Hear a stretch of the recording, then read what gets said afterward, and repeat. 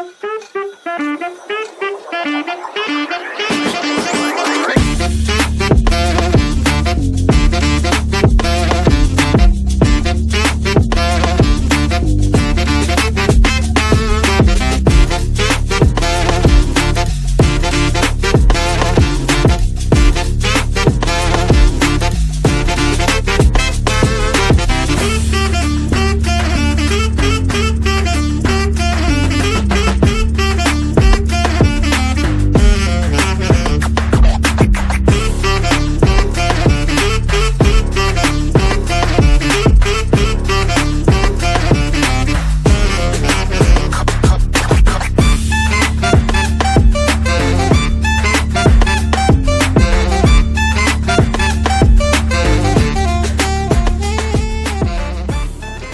teman-teman sekalian, kembali lagi di Pelangi Wacana GKJ Pekalongan. Nah, untuk kali ini kita sudah menghadirkan dua narasumber yang jauh-jauh dari perantauan sana. Ada Mbak Santi, halo Mbak Santi. Halo. Ada Mas Ogi juga. Halo. Dan kali ini kita mau bahas tentang sesuatu yang sering menjadi pergumulan pemuda ya, anak-anak muda dan yang beranjak dewasa, yaitu jodoh. Nah, mungkin langsung aja ya daripada basa-basi. Menurut Mbak Santi dan Mas Ogi nih, kalau melihat jodoh itu bagaimana sih? Dan bagaimana pergumulan Mbak Santi dan Mas Ogi dalam mencari jodoh? Asik. Ini kayak straight banget. Ini kayak ada pembukanya langsung banget ya. Oke. Apa ya? Aduh, pertanyaan sulit lagi. Buat aku pribadi, jodoh itu apa? Menurutku jodoh, atau kalau aku lebih sukanya ngomongnya sih pasangan hidup ya. Pasangan hidup itu buat aku sesuatu yang apa ya, yang menurutku nggak bisa kita kontrol 100% sendiri, dan itu merupakan blessing. Jadi ketika kita mendapatkannya itu benar-benar yang yaitu anugerah dari Tuhan gitu. Oke, berarti lebih ke percaya kalau jodoh itu dikasih oleh Tuhan. Pasangan hidup itu merupakan pemberian Tuhan gitu ya, Mbak? Ya, kalau aku.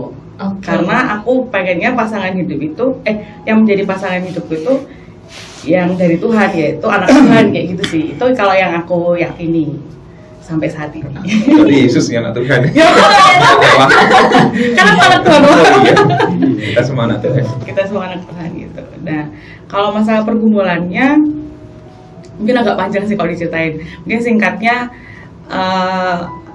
ya karena usia aku juga sudah tidak muda lagi gitu ya, dan aku juga kalau pergumulan pasangan itu mungkin udah bertahun-tahun gitu. Sudah beberapa tahun aku mendoakannya, sudah beberapa tahun bergumul, jatuh bangun gitu, sampai akhirnya ya puji Tuhan sedang berproses dengan seseorang. Oke. Gitu sih kalau dari aku. Kalau Mas Ogi setuju nggak Mas Betul. tentang statement Mbak Santi kalau jodoh itu pemberian dari Tuhan? Kalau itunya saya setuju. Oke. Jodoh itu memang sepertinya yang banyak orang tahu, kita semua tahu memang kayak jodoh itu sudah diatur sama Tuhan gitu. Nah, tapi masalahnya kan terkadang mungkin Tuhan sudah menyiapkan, tapi kitanya sendiri tuh kayak kalau tidak ada usaha juga sama aja sepertinya ya. Jadi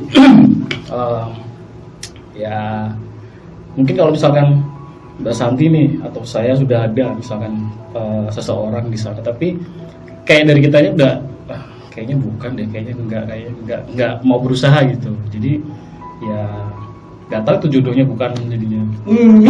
Iya. Kayak belum terjawab gitu ya? Iya, jadi misalkan ya Cindy suka sama si A misalkan, terus kayak cuma suka aja tapi tidak melakukan apapun, jadi kayaknya ya. Hanya berharap apa? Iya, kayaknya ya nggak jodoh juga kayaknya gitu. Jadi harus kayaknya, dan kita juga harus Perlu usaha. Gimana Pak? Nah, saya sih memetakan pergumulan jodoh itu juga menarik ya. Pertama, jodoh itu berkat atau blessing. Iman kita kan memang begitu ininya ya, pengakuannya. Kalau kita mendapat jodoh itu berarti blessing. Hanya pemahaman itu kemudian juga perlu hati-hati. Bagaimana dengan orang-orang yang merasa bahwa kok nggak dapat jodoh ya, apakah aku kurang terberkati kan begitu ya. Tapi tadi Oki menurut saya mengungkapkan sesuatu yang menarik. Jangan-jangan Tuhan sudah memberikan berkat jodoh itu, sudah ada nih, disediain. Hanya kita aja yang mager aja, terus kita nggak mau menjemput berkat itu, sehingga ya nggak ketemu. Kan berkat, ada yang memang berkat-berkat yang datang tiba-tiba lalu kita nggak menduga, tinggal kita terima saja. Tapi juga ada berkat-berkat yang sebenarnya kita perlu untuk menjemputnya atau berusaha meraihnya juga. Pendidikan misalnya gitu, atau pekerjaan itu kan kita nggak bisa tinggal diam, kita juga harus berusaha. Nah, menurut saya jodoh itu dalam rangka blessing tadi, sesuatu yang oke, Tuhan menyediakan, memberkati. Tidak ada orang yang tidak diberkati jodoh sebenarnya gitu ya, tapi ada orang-orang yang beruntung bisa dengan cepat lalu kemudian ketemu, ada orang yang butuh jalan yang terjal berliku, jatuh bangun gitu ya, penantian panjang. Tapi mungkin juga ada orang yang menolak gitu ya. Nggak tahu bisa nggak ya kita menolak berkat Tuhan. Tuhan memberikan jodoh tapi aku nggak mau. Kadang-kadang begini, jodoh itu ketika itu berkat Tuhan kan berarti Tuhan sudah menyediakan. Hanya mungkin kita merasa bukan dia atau bukan orang itu. Kita memilih yang lain padahal bukan orang yang tepat nih. Kita memperjuangkan sesuatu yang atau seseorang yang itu bukan berkat Tuhan, bukan kehendak Tuhan, tapi kita aja yang merasa oh dia ini apa namanya pasanganku. Nah itu kan ada kemungkinan begitu juga. Gitu. Nah, terus kalau misalnya nih Pak, sudah pacaran, lama sudah mau nikah segala macam, ternyata orang tuanya menolak dan nggak Apakah jadi. itu jodoh? Nah, itu kan jodoh mereka ada jadinya. Apakah jodoh di tangan Tuhan atau di tangan orang tua? Iya kan? Betul, itu variabelnya banyak sekali. Kadang-kadang gini lah, orang tua setuju apa enggak setuju menentukan. Iya.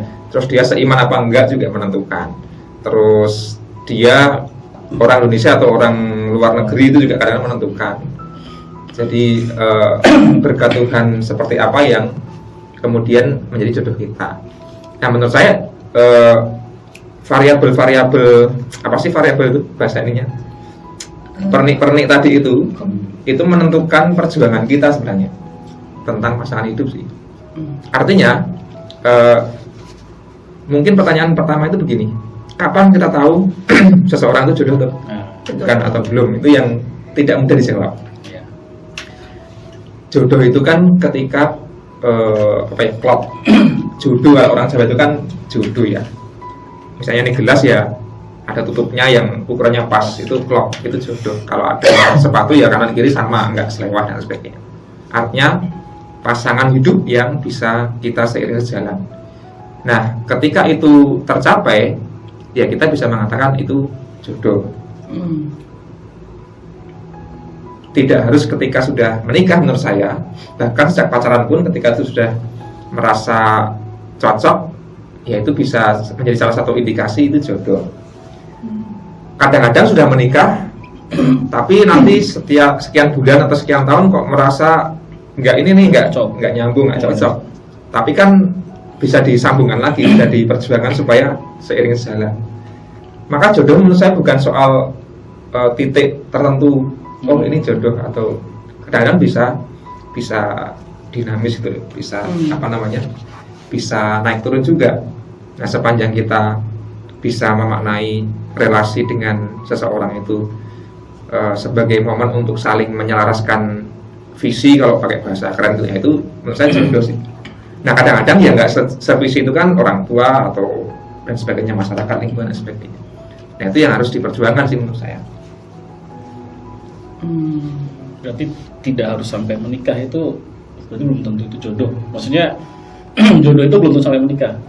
Menurut saya ya, karena kadang-kadang janjian ini pas banget, dia cocok banget, kita bisa nyambung, kami bisa nyambung, kami sudah ini. Tapi tadi orang tua nggak merestui, atau dia tiba-tiba pergi ke luar negeri, atau dia selingkuh, misalnya gitu kan. Kalau selingkuh berarti nggak jodoh nih ya? Atau terjadi sesuatu yang nggak bisa bersama-sama, kan kadang-kadang ya udah kan gitu. Nah, berarti berkat Tuhan jodoh itu ada beberapa alternatif, tidak hanya satu. Menurut saya sih gitu. Oke, berarti bisa ada 3 dan Tapi kan kita harus memilih satu aja ya. Iya, iya. Tapi kan Iya, iya, kondisi iya. yang menentukan Betul. gitu ya, Pak. Makanya berkat Tuhan nggak terbatas sih soal jodoh. Artinya kalau dengan satu orang kita nggak berhasil, ya udah jangan menyerah. Masih ada opsi lain, Tuhan menyediakan terus nih. Selama kita menjemput tadi loh. Itu. Makanya variabelnya ini banyak tentang jodoh teman-teman. Kadang-kadang kita menjemput, memperjuangkan, tapi dia nggak merespon juga nggak jadi kan. Iya. Makanya itu sebuah apa ya relasi yang rumit memang. Tapi saya belum ketemu kan, Mbak. Sabar gitu. Kemarin kan masih banyak. Atau udah ketemu tapi Oh iya. Selisipan. Selisipan. Tapi menarik sih, Pak. Karena selama ini yang kita bayangkan tentang jodoh tuh ya cuma satu, made for each other gitu kan, Pak. Tapi ternyata bisa aja jodoh ada banyak, dan bagaimana kita memperjuangkan itu. Betul sih. Hanya memang ketika sudah menikah, dalam kultur kita termasuk penghayatan iman kita kan satu aja gitu loh. Kalau yang sudah, makanya jodoh itu kemudian kita ikat dalam komitmen yang namanya pernikahan. Ya sudah itu ketika sudah berkomitmen, berjanji, ya sudah. Tadi ketika ibadah berjalan ya misalnya sempat renggang ya lalu harus gini lagi kembali dan sebagainya. Jodoh. Nah itu komitmen tuh agak susah. Komitmen. Makanya kalau orang menikah terus misalnya pasangannya meninggal atau cerai, kan bisa nikah lagi, dapat jodoh lagi dong dia, ya kan? Itu.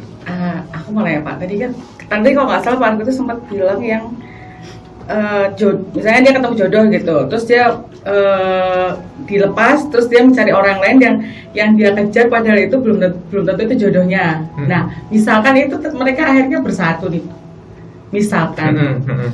Nah, kalau mau tetap mengusahakan terus tiba-tiba dulu gitu Ya, kan, dan habis itu menikah, terus pas menikah, baik lagi kecocokan itu kan sebenarnya harus diusahakan kan, Betul. harus diusahakan, enggak yang kayak tiba-tiba kan cocok yuk, udah nggak ada effort gitu kan juga kayaknya nggak mungkin ya.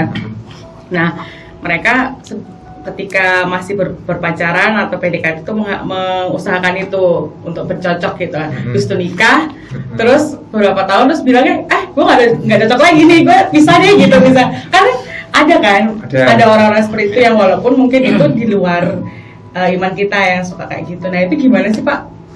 Apakah jodoh bisa di cancel gitu? Ya, meng-cancel jodoh. Makanya batasnya itu sebenarnya batasan moralnya itu pernikahan memang. Makanya pernikahan itu kan nggak main-main loh di dalam kita itu, Kristen itu sekali seterusnya. Justru karena itulah makanya itu sangat sakral atau sangat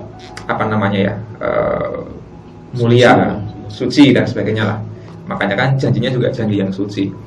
Nah, makanya sebelum menikah itu ya pastikan kamu akan menikah dengan jodohmu gitu ya. Jangan baru sekian pacaran sebelum terlalu ini langsung buru-buru menikah, itu resikonya besar. Ya ada sih yang pacaran lama tapi juga nggak menikah juga oke. Tapi poinnya adalah batasan moralnya ketika sudah menikah itu. Menikah itu kan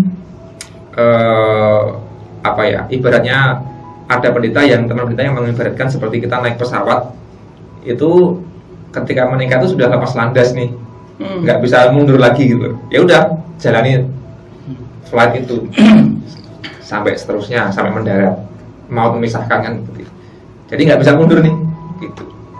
Nah itu batasan moralnya sih, batasan etis atau batasan teologis lah.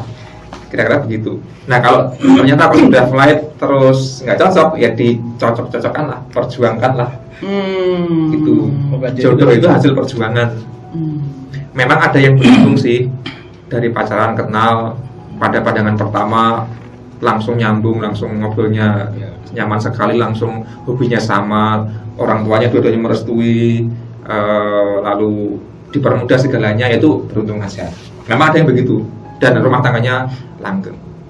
Tapi zaman dulu orang tua kita, simbah-simbah kita itu banyak yang dijodohkan. Jadi jodohnya bukan milih sendiri tapi dijodohkan.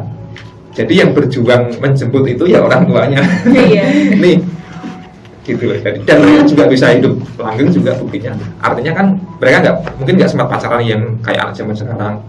Ya udah mau nggak mau sama dia karena orang tuanya sama-sama kenal, ya wes sesuk kita bisa anaknya dijodohkan. Ya mau nggak mau mereka ya pacarannya setelah menikah, penyesuaian dirinya dan sebagainya. Jadi kuncinya pada soal itu sih menurut saya. Makanya muncul istilah Witing Tresno, Jalan Lino kayaknya itu Nah, bisa jadi. betul. Dan itu nggak betul ya. Oh iya, betul juga itu. Karena kebiasaan dan mau nggak mau. Nah, tapi kalau tadi kelamaan pacaran terus gak jadi, jaga jodoh orang berarti ya. Nah, Itu yang sedih. jaga itu termasuk yang sial. Kenapa gak jadi? Ya nggak apa sih. Nggak apa-apa juga sih Mbak. Tapi ini ya tragis. Tragis. Tapi pernah nggak Mas dan Mbak jagain jodoh orang lama gitu? Atau dijagain. oh, Aduh, itu privasi ya teman-teman. Ya pernah lah gitu. pernah. Pernah. Ya, Nggak apa apa-apa. aja itu kan bagian dari kisah perjalanan Perjalanan. hidup. Itu jatuh bangunnya. Aku tuh pernah dengerin ini ya, ulasan tentang jodoh itu, tapi ini dari sisi ini ya, antropologi ya.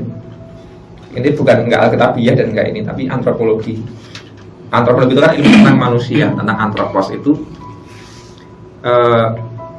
Basically manusia itu mencari pasangan itu mereka menyebutnya mating game. Mating itu kan bahasa kasarnya kawin ya. Dan itu terjadi pada semua binatang. Ketika jantan dan betina itu berpasangan itu ada salah satu tujuannya itu kan mating tadi, supaya gennya itu lestari dengan berkembang biak. Nah bedanya manusia itu punya peradaban, punya kebudayaan, punya akal budi. Hewan lain mungkin enggak. Ya kalau kita lihat kucing kawin kan, yaudah dia senang terus tabrak aja langsung kawin, nggak usah pakai pacaran, lamaran, resepsi dan sebagainya, pemberian nikah nggak perlu. Atau kambing dan sebagainya udah dikawinin aja. Hewan begitu. Dan tujuannya semata-mata untuk berketurunan. Nah, mereka kawin pada musim kawin kan, ketika betinanya siap gitu ya. Singkat cerita begitu. Nah kalau manusia kan enggak. Kita punya peradaban. Kalau kita mau berpasangan itu, kenapa mating game? Karena diam-diam sebenarnya. Tapi ini sekali lagi antropologi ya. Diam-diam kita itu punya hasrat untuk berketurunan bersama dengan pasangan kita.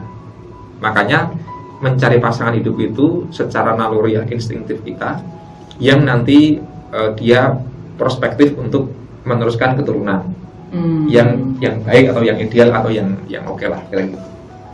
Nah karena begitu maka fase-fase di mana kita jatuh cinta, kita naksir atau kita misalnya lihat kalau cowok ya lihat cewek cantik, kalau cewek ya lihat cowok ganteng atau maco atau apa, itu kan itu sebenarnya ketertarikan genetis gitu loh.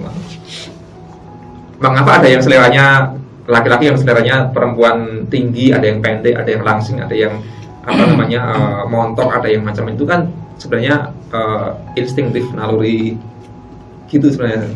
Manusia ya. Betul. Makanya kemudian kita menjatuhkan pilihan itu tidak selalu harus satu selera. Cantik menurutku dengan Oki mungkin beda, ganteng menurut Santi dengan Siti mungkin beda juga gitu ya. Dan itu karena kita punya sejarah manusia yang panjang. Makanya hanya kan kita itu beradab, tidak asal kawin seperti binatang, kita menata itu dan menjaga itu. Makanya manusia punya peradaban, ya batasan etisnya adalah pernikahan tadi itu kan. Habis itu ya sudah kawin dan sebagainya silakan. Nah itu sejarah sejarah antropologis seperti itu. Dan sialnya laki-laki itu memang punya potensi punya pasangan lebih dari satu. Anthropologically loh.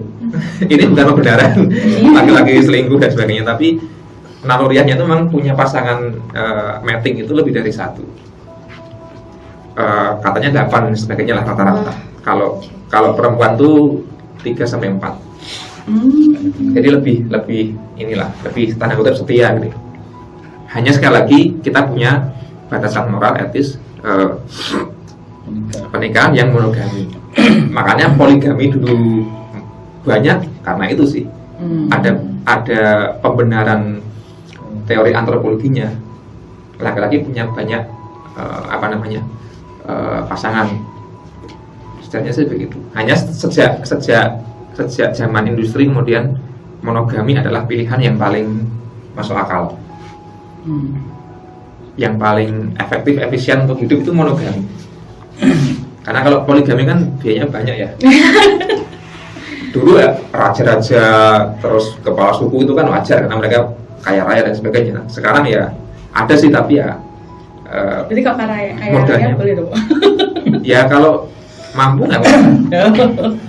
Hanya Kristen tidak tuh, nggak boleh monogami.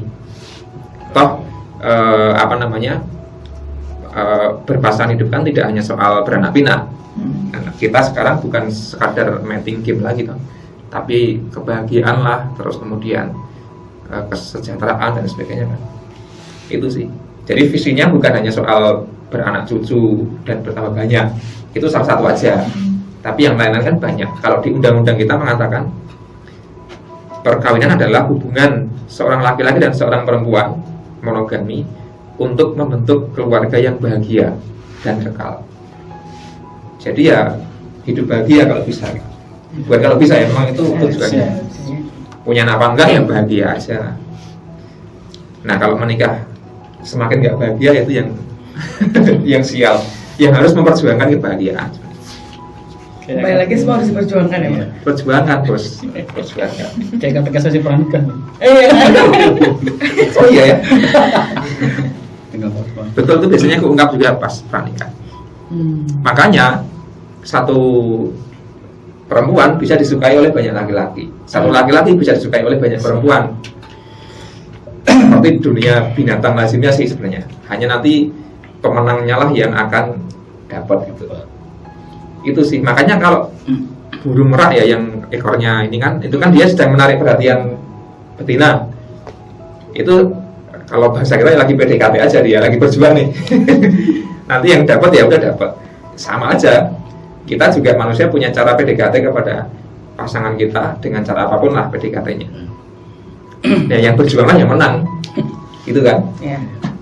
Nah, jodoh dalam arti ini harus diperjuangkan. Pak, nah, setuju nggak dengan pernyataan orang-orang bahwa kalau orang lama menikah nih, terus dibilang kamu tuh jangan milih-milih pasangan gitu. Nah, itu tuh ini nggak sih, maksudnya yakin kita harus memilih kan? Kita harus memilih yang terbaik. Tapi orang kan bilang jangan suka milih-milih. Itu gimana menurut Pak? Iya, ada benarnya tapi juga ada benarnya ya. Ada benarnya tuh begini. Jangan-jangan Tuhan sudah menyediakan, hanya kita yang terlalu pemilih kan juga bisa tuh. Terlalu peragu juga bisa. Udah janjinya udah ini sih tapi wah ragu lagi. Artinya nggak dapat. Mungkin terlalu idealis atau perfeksionis. Itu bisa jadi kemungkinan pertama ya. Yang kedua ya memang bukankah begitu seharusnya kita memilih yang terbaik. Hanya mungkin orang seperti itu belum nemu titik ini aja sih, belum nemu titiknya aja, yakinnya aja sih gitu. Karena bagi orang lain mungkin itu cocok, bagi kita ya belum, ya jangan buru-buru. Tapi juga jangan terlalu sangat perfeksionis ya, gitu. Mungkin nanti buru diperjuangkan orang lain. Gitu sih. Aku pernah baca di sebenarnya aku baca buku itu nggak sampai selesai sih, cuman part yang aku baca itu bukunya judulnya Lady in Waiting. Jadi mungkin buat teman-teman para wanita yang sedang bergumul tentang pasangan hidup mungkin bisa membaca buku ini sambil menguatkan diri dan mempunyai banyak apa yang menarik? Ya, terkait dengan yang tadi Ogi bilang untuk memilih itu.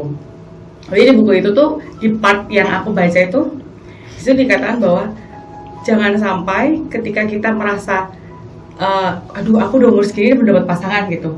Nah akhirnya kita menurunkan standar kita. Menurunkan standar. Maksudnya mungkin akhirnya ya udah deh cap cip cuk gitu, dia yang mau sama aku ya udah aku sama dia aja gitu.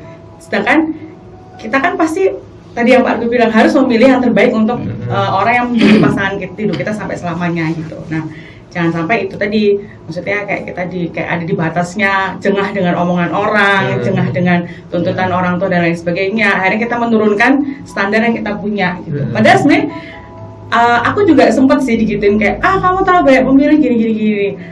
Terus kayak aku tidak menstandarkan punya pasangan yang kayak Prince William misalkan gitu. Enggak itu Prince William gitu. Enggak kayak gitu kan. Tapi secara kita manusia kan pasti punya standar-standar yang ya kita anak Tuhan, berarti kita mau pasangan yang juga anak Tuhan juga misalnya gitu dan lain sebagainya gitu sih. Oke. Kalau menurut teman-teman kalau perempuan yang memperjuangkan itu oke atau enggak oke? Jodoh kan tadi ada perjuangan nih, tapi kan budaya kita laki-laki lah yang memulai mengejar lalu nembak bla bla bla. Nah kalau perempuan yang begitu oke atau enggak oke? Ladies first. Kalau aku gimana ya? Aku setuju dengan pernyataan Pak Gu bahwa kita itu harus memperjuangkan. Gitu. Jadi menurut aku usahanya itu bukan hanya dari satu pihak doang. Kalau mau itu berhasil. Jadi dari sisi pria berusaha, dari sisi wanita juga berusaha gitu. Nah, tapi kan semua itu ada batasannya gitu loh. Maksudnya bagaimana kita memposisikan diri kita sebagai wanita, apa yang sekarang gini, kalau misalkan kita tertarik dengan orang itu, cowok itu, terus cowoknya deketin, terus kayak kita jual mahalnya sampai selangit gitu ya, kayak ya mau kapan juga cowoknya tuh pasti akan ada fase jengah gitu. Nah sebagai wanita sih kalau menurut aku kita merespon sebaik mungkin ke si lawan jenis itu. Dan yang kedua ya kita meresponnya dengan mendoakan juga gitu. Kalau aku sih selama ini meresponnya tuh dengan dua hal. Yang pertama dengan bagaimana responku sebagai seorang manusia ke dia, apa yang aku bisa berikan respon ke dia, dan yang kedua responku dalam bentuk doa. Jadi ketika memang aku mau berproses dengan orang, istilahnya tuh aku menyalakan GPS-ku. Nyalain GPS. Okay. Okay. GPS-nya tuh biar terlacak ya. Biar terlacak nih aman. Iya, aku mau deket sama orang nih. Tuhan, aku mau nyalain GPS ini orangnya gimana? Sesuai atau enggak? Available. Bener apa enggak? Jadi nanti kalau kata temanku, sempat ada pertanyaan diskusi sama temanku, kapan sebaiknya aku mendoakan orang itu gitu, ketika aku ada orang dekat ini gitu, terus aku juga ada tertarik gitu, kapan ya aku mau doain dia, apakah tunggu aku jatuh cinta dulu, ataukah emang dari awal kenalan atau kapan gitu. Nah kemudian temanku tuh cerita gini, sebaik mungkin sesegera mungkin kita menyalakan GPS kita, jadi kita bisa tahu kita harus berjalan ke arah mana. Nggak tiba-tiba 500 meter belok kanan kita mau nyalain GPS terus gitu loh, jadi banting setir gitu. Nah ungkapan dari temanku tuh aku setuju gitu, dan memang itu akhirnya aku praktekkan gitu sih. Kalau dari aku. Mbak mau menyambung tentang doa, aku mau menanggapi aja sih dari Mbak San, karena aku juga masih muda, jadi kayak masih belum paham tentang belum menyalakan GPS. Iya, belum menyalakan GPS. Nah, terkait dengan doa dan GPS itu, kan tadi kalau Mbak San pertanyaannya dari kapan kita harus menyalakan GPS kalau ketemu orang gitu kan. Nah, kalau kita dari umur berapa kita harus mendoakan jodoh? Menurut semuanya gitu. Kayak apakah dari ketika misalkan kita target 30 mau nikah gitu, atau 27 mau nikah, kita baru berdoa ya di umur 27 itu, atau sesegera mungkin. Nah itu sesegera mungkinnya itu kapan gitu misalkan? Aku pernah dengar sih, aku pernah dengar dari salah satu warga gereja yang aku temui di sana. Jadi beliau itu, ibu-ibu tuh bilang kayak gini, dia mengajarkan ke anak-anaknya, jadi anaknya tuh ada anak perempuan, 2 orang anak perempuan. Dia mengajarkan ke anak-anaknya bahwa ketika kamu sudah mulai menstruasi, kamu mulai doakanlah pasangan hidupmu gitu. Oke. Jadi bukan menstruasi. itu beliau, itu beliau yang menceritakan gitu. Saya SD sih Pak. Nah, SD sudah. Iya. Oke. ada beberapa Terus? SD udah. Nah, Jadi jadi didoakannya tuh bukan kayak Tuhan aku mau ketemu pasangan hidupku gini-gini, itu bukan, tapi lebih ke Tuhan berkati pasangan hidupku nantinya itu siapa. Atau Tuhan aku sudah mau menikah. Nah, enggak betul. Kalau dari sharingnya dia tuh enggak kayak besok aku mau menikah, Tuhan aku mau minta pasangan hidup gitu, enggak. Tapi mendoakan pasangan hidupku itu nantinya siapa, berkati dia nantinya siapa gitu. Jangan biarkan direbut orang lain. Nah, itu tetap biarkan dia milikku gitu kan. Ketika si anak itu siap kan, baru mendoakan itu beda ya. Maksudnya siap secara mental dan juga mungkin syarat untuk nikah umur Iya berapa sih. itu kan berarti mungkin Iya. bisa mulai mendoakan si pasangan itu. Ya. Dan dekatkanlah jodohku. Kalau dia jauh dekatkanlah. Kalau dia dekat, Kalau dia, kalau dia dekat segerakanlah. Kalau dia udah punya pacar ya putuskanlah. Itu aku pernah dengar humor gitu ya, meme gitu tentang jodoh. Nah, menstruasi itu sekali lagi itu berbasis antropologis juga, ada alasannya masuk akal. Kapan individu itu siap untuk mating? Setelah dia menstruasi kalau perempuan ya. Itu sih. Makanya masuk akal itu. Artinya tapi sekali lagi kita punya batas-batas budaya, bahkan batas hukum kan, perempuan menikah usia minimal 19 kalau nggak salah, atau 16 aku lupa ya, di hukum undang-undang kita itu kalau nggak salah 19. Artinya bukan soal dia akil balik lalu harus segera menikah, tapi di zaman sekarang butuh kedewasaan. Oke, biologis, fisik perlu, kedewasaan mental juga sangat penting, kesiapan finansial juga tidak kalah penting hari-hari ini. Ya termasuk spiritual kalau kita mau ini yang merohanikan ya spiritual. Makanya kan perlu ada bina pranikah itu supaya juga siap spiritual, tentang jodoh, tentang berkat, tentang macam-macam kan juga perlu inilah. Makanya gitu. Ya udah segera aja nyalakan GPS. Tapi jangan-jangan udah ada banyak yang ini ya. Gojek yang mau tinggi tapi yang nyala nih. Kalau Mas Oki gimana Mas? Apa itu? Yang tadi pertanyaanku tadi, apakah sama atau kontra? Oh, yang apa namanya? Mendoakan. Ya tadi yang saya bilang. Jadi kalau dari saya kayaknya mendoakannya itu setelah dirinya mungkin siap mental untuk menikah. Kemudian tadi dari secara aturan di Indonesia ini umurnya udah boleh untuk menikah, ya silahkan. Karena mungkin tadi kalau menanggapi yang antropologi tadi, mungkin karena orang-orang zaman dulu juga kan menikah SD ada yang nikah mungkin SMP, jadi kan karena mungkin setelah akil balik tadi. Kalau sekarang udah diatur, jadi ya mau nggak mau harus ngikutin aturan dari di Indonesia usianya berapa gitu. Tapi saat ini juga banyak sih, maksudnya usia yang sudah beranjak, ya katakanlah biasanya kata orang umur 25 ke atas itu udah harus usia nikah, tapi sekarang banyak yang belum menikah juga banyak gitu. Ya kalau tak pikir sih menikah itu jangan karena emosi Pak. Ya. Jadi maksudnya gini, banyak orang bilang bahwa umurmu udah sekian kok belum nikah, temenmu udah banyak yang nikah segala macam. Jadi dia mikir Kayak kompetisi nikah nih ya. kecepatan. Iya. Nah nikah kan bukan perlombaan kan, jadi nggak ada masalah mau Setuju, diomongin belum nikah. Karena kalau nikah karena emosi, aku belum nikah, jadinya salah pilih ya, tapi bilangnya, ayo mau nikah nggak? Nikah sama gue juga. Akhirnya di rumah tangga bahagia, banyak ngomong, gitulah. Jadi harus siap dulu sih dari kitanya. Dan tren global semakin usia pernikahan semakin naik ya, maksudnya semakin tua gitu ya. Terus bahkan ada tren juga yang tidak minat menikah atau berkeluarga atau punya anak. Dan itu terjadi di banyak negara. Ya, di Rusia misalnya itu kan banyak jomblo dan sebagainya. Terus Jepang, di Eropa juga banyak yang ini sih. Artinya sekarang nggak tahu kenapa secara kultural banyak orang memilih untuk menikah itu bukan suatu yang diidam-idamkan seperti di Indonesia misalnya gitu ya. Tapi nggak menikah it's okay. Bahkan semakin tinggi juga tren childless ya, child free itu.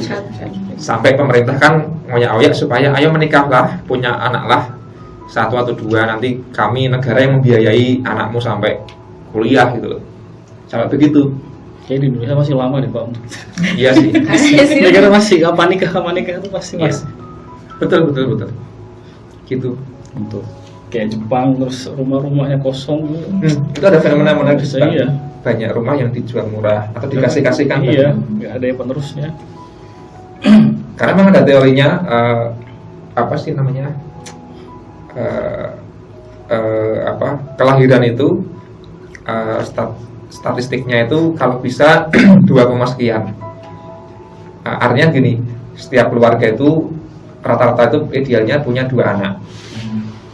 Kalau lebih dari itu nanti terlalu banyak anak juga nggak sejahtera. Tapi kalau kurang dari itu, Jepang dan sebagainya itu nanti di masa depan itu orang-orang yang tua-tua akan banyak, usia produktif akan minim, dan nanti kini menopang ekonomi untuk membiayai orang-orang sepuh itu ya negaranya nggak seimbang lah, karena gitu. Itu ada teorinya lah, aku nggak terlalu ngerti, tapi katanya begitu sih. Makanya 2 anak cukup atau 2 anak lebih baik itu memang masuk akal secara manajemen negara penduduk itu memang ideal. Gitu sih. Nah, Indonesia termasuk yang ideal nih, KB-nya berhasil dan kita di statistik yang aman sebenarnya. Tapi ya saya melihat tren mungkin sekarang semakin menurun jumlah anak karena biayanya kan tinggi ya punya anak.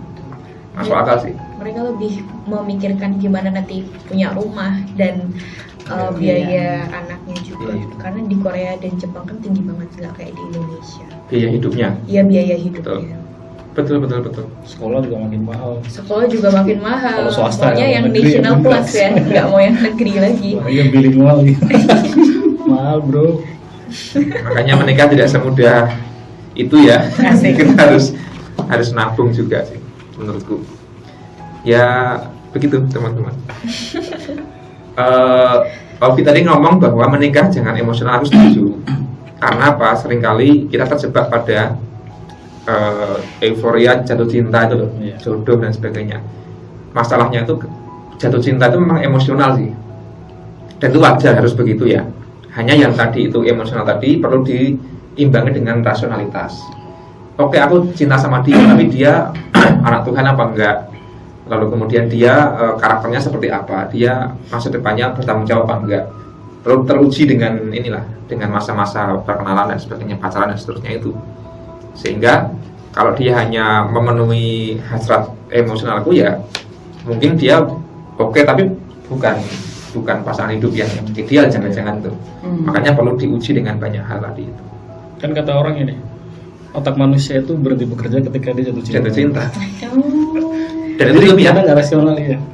Yang nggak bekerja itu rasionalitasnya, lebih tepatnya. Tapi emosinya memang gitu. Makanya orang jatuh cinta kan susah dinasihati. Gitu. Apalagi ini? Amankah sudah terjawab jodohnya? Apanya nih? Ya mungkin kayak gitu sih teman-teman. Kita sudah tahu ya bagaimana pandangan kita tentang jodoh. Ternyata jodoh mungkin nggak hanya satu, tapi ada banyak alternatifnya dan bagaimana kita memperjuangkannya, dan juga segera mendoakan jodoh kita. Dan jangan terlalu emosional, betul? Rasional, tetap berjuang. Ya, tetap berjuang, memakai rasionalitas. Seperti itu sih mungkin Pelangi Wacana kali ini tentang pergumulan jodoh. Sampai ketemu lagi di Pelangi Wacana selanjutnya.